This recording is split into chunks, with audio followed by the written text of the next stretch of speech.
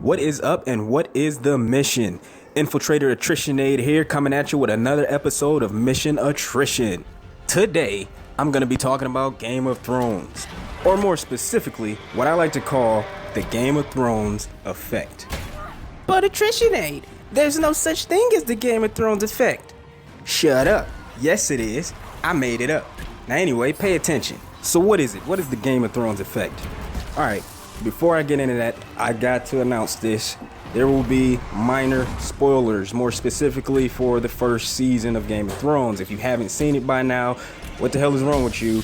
But also, there will be a minor spoiler about something that happens very early on in the first season of Game of Thrones, so beware of that if you haven't seen it. Okay, so what I call the Game of Thrones effect is that gut-wrenching, heart-dropping, emotionally destabilizing feeling that you get when Ned Stark dies, right?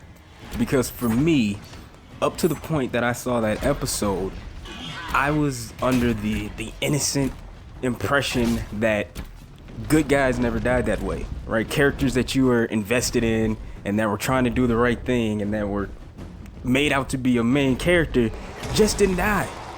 Not so soon and not like that. But Ned Stark did, and that wrecked me. I don't know about you other Game of Thrones fans out there that saw it for the first time and hadn't read the books like me. That shit wrecked me. I was like, what? First of all, I just didn't think it was gonna happen. I completely didn't think it was gonna happen. Right up to when he was on the chopping block, I was like, somebody's gonna save him, because that's what happens. The hero always gets saved. He always finds a way out of the danger that he's in, the impending doom. He finds a way out of it so he can continue on, and I can continue watching that character that I love. But nope, that didn't happen. I was sitting there and I was like, oh man, they're about to try to chop his head off. Joffrey, that dick, right? He made a promise to Sansa. He said he was gonna be merciful on her father, and now he's not going to. He's calling for his execution. This is bullshit, but that's okay. It's cool. Somebody's gonna save him, or he's gonna get out of it. You know, I thought Arya was there. I thought she was gonna stop him, or something, or one of his men, or a dire wolf, or a falcon, a random falcon. I don't know. I thought something was gonna save him, and then I was just like, holy shit, his head's gone. What? And then like the credits roll like shortly after that. It might even be right after that, but the credits roll, and I was just sitting there looking at the credits in disbelief with my mouth just wide open, like what happened? He didn't really die, did he?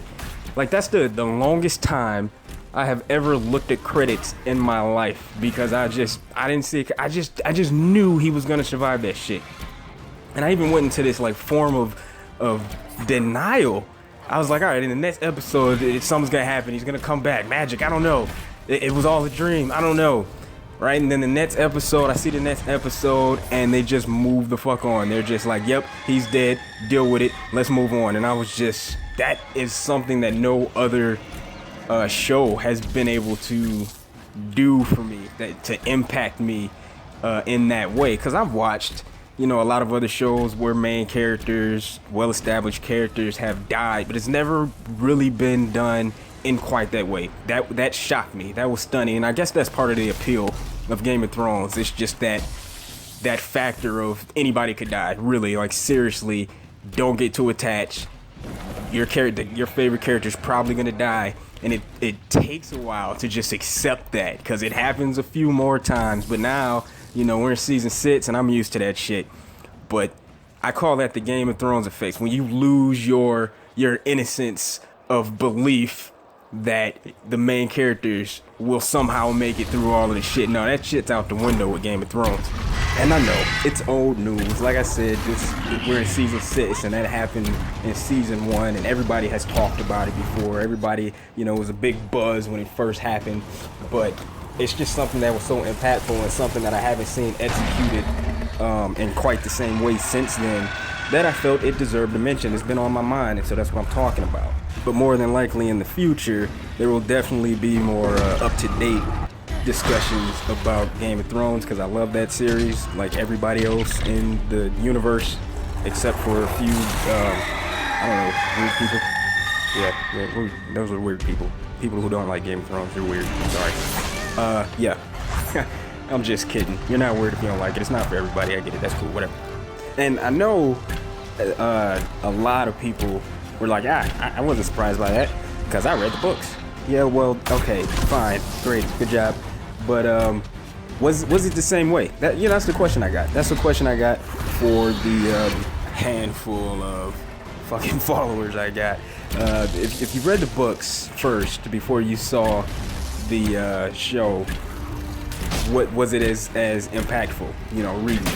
Like, did it hit the same way? Because I haven't read the books yet, but I will. I'm definitely going to read the books, and by read the books, I mean I'm gonna download that shit off Audible and then like listen to it. Because this is the future. We live in the future now, in case you guys didn't know. But this is gonna be a short one.